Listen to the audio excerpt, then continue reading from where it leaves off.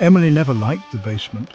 It was a place that seemed to exist in a different world, a world where shadows danced and whispered secrets. She would often stand at the top of the stairs, peering down into the darkness, her heart pounding in her chest. It was always cold, damp. The walls seemed to weep with moisture, and the floor was often slick with water that had seeped in from who knows where.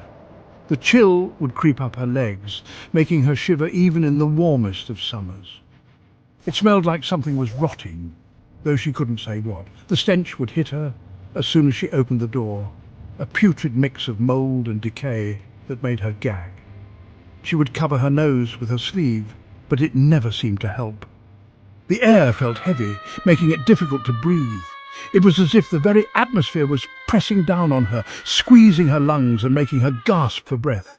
She would often find herself panting, her chest tight with fear and exertion. Sometimes, late at night, she heard whispers coming from the basement door. They were faint, almost imperceptible, but they were there. She would lie in bed, straining to hear, her heart racing as the whispers grew louder. Faint murmurs just at the edge of hearing. They seemed to be speaking to her, calling her name in a voice that was both familiar and strange. She would sit up in bed, her ears straining to catch the words, her mind racing with fear and curiosity. They seemed to call her name, drawing her closer. She would find herself standing at the top of the stairs, her hand on the doorknob, her heart pounding in her chest. She knew she shouldn't go down there, but the whispers were so compelling, so insistent. Emily would pull her blankets tight, fear squeezing her chest. She would lie there, trembling, her mind racing with thoughts of what might be lurking in the darkness below. She would tell herself it was just her imagination, but the fear was too real, too palpable. She tried to tell herself it was just the house settling. The old house was full of creaks and groans, noises that could easily be mistaken for whispers. But deep down she knew it was something else, something that was waiting for her in the darkness. But deep down she knew it was something else, something sinister. The feeling of being watched, the sense of a presence lurking just out of sight. It was all too real. She knew she had to face it, but the thought of going down into that basement filled her with dread. The basement door was ancient, made of warped wood and rusty hinges. It stood as a silent guardian to the secrets below, its surface marred by time and neglect.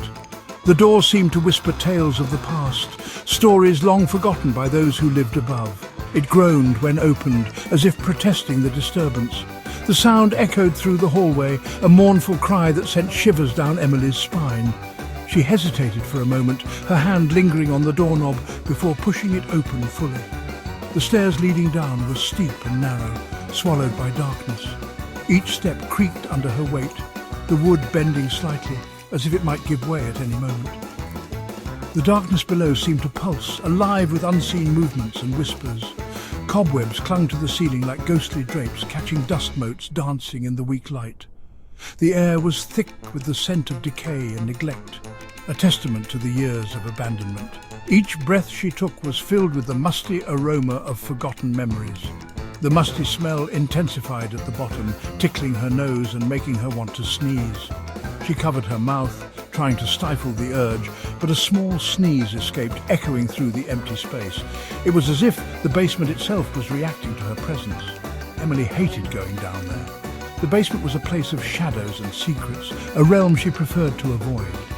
Yet her parents often sent her down to fetch items, oblivious to the fear that gripped her each time she descended those stairs. Her parents used it for storage, old furniture and boxes piled high. The clutter created a labyrinth of forgotten belongings, each item a relic of a different time.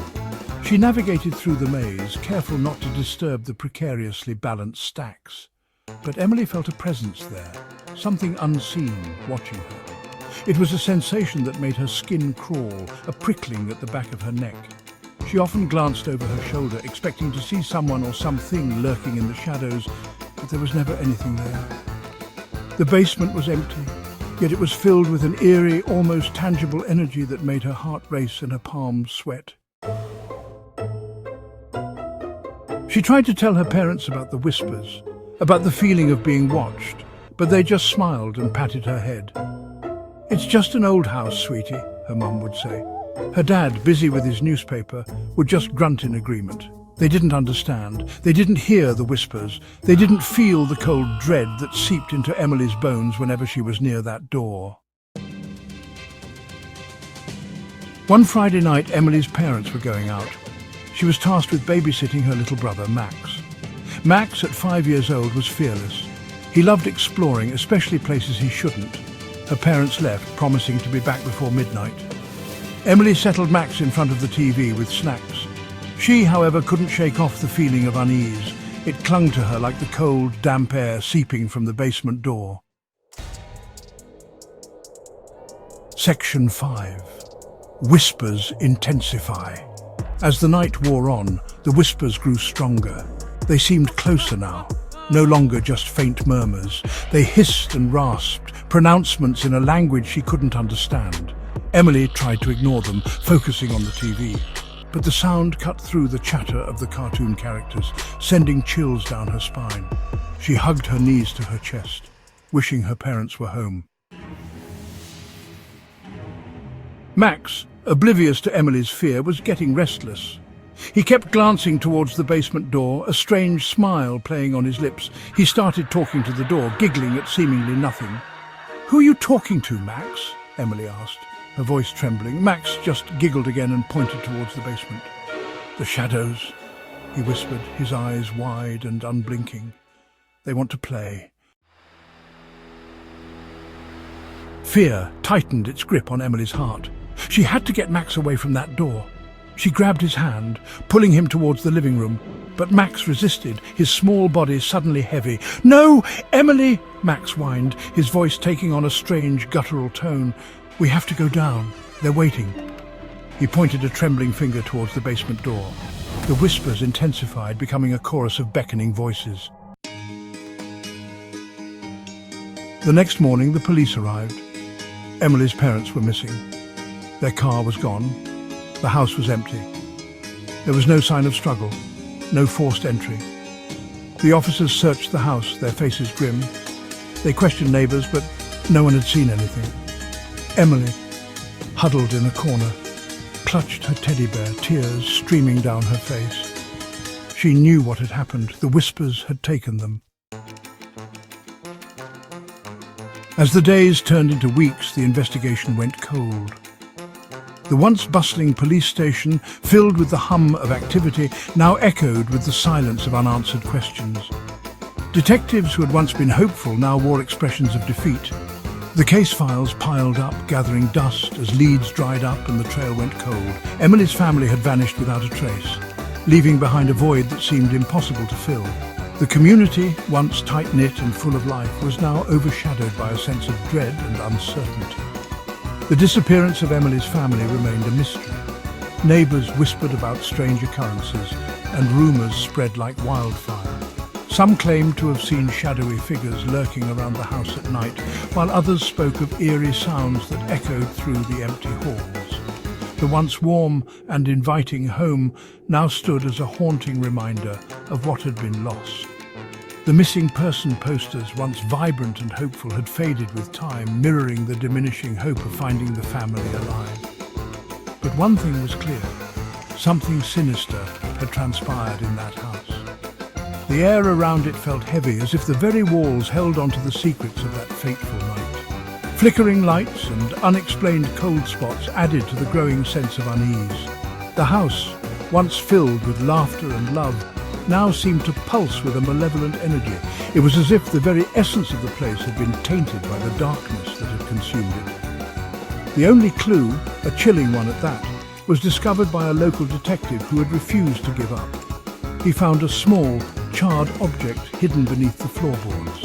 The object, though unrecognizable, seemed to hold a significance that sent shivers down his spine. It was a piece of the puzzle, but it raised more questions than it answered. What had happened in that house? And why had this object been hidden so carefully? The trail of ash leading from the living room towards the basement door was the most perplexing clue of all. It was as if something, or someone, had been consumed by flames, leaving behind only a whisper of their existence. The charred remains of a child's toy lay on the floor, a haunting reminder of the innocence that had been lost.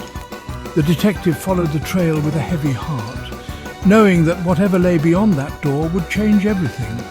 It was as if something or someone had been consumed by flames, leaving behind only a whisper of their existence. The basement, once a place of storage and forgotten memories, now held a sinister secret. The walls were blackened with soot and the air was thick with the smell of burnt wood. It was clear that a fire had raged here, but there were no signs of what had started it. The detective could feel the weight of the mystery pressing down on him, but he knew he had to press on. The whispers in the basement, they were gone, replaced by an eerie silence, a silence more terrifying than any sound. It was as if the very house was holding its breath, waiting for something to happen. The detective could feel the eyes of the past watching him, judging him. He knew that he was close to uncovering the truth, but he also knew that the truth might be more than he could handle. The silence was a reminder of the lives that had been lost and the secrets that had been buried, and the whispers in the basement, they were gone, replaced by an eerie silence. The detective stood in the darkness, feeling the weight of the mystery pressing down on him. He knew that he was close to uncovering the truth, but he also knew that the truth might be more than he could handle. The silence was a reminder of the lives that had been lost and the secrets that had been buried. They were gone, replaced by an eerie silence. The detective stood in the darkness, feeling the weight of the mystery pressing down on him. He knew that he was close to uncovering the truth, but he also knew that the truth might be more than he could handle. The silence was a reminder of the lives that had been lost and the secrets that had been buried. A silence more terrifying than any sound. The detective knew that he was close to uncovering the truth, but he also knew that the truth might be more than he could handle. The silence was a reminder of the lives that had been lost and the secrets that had been buried. The detective knew that he had to press on, no matter how terrifying the truth might be.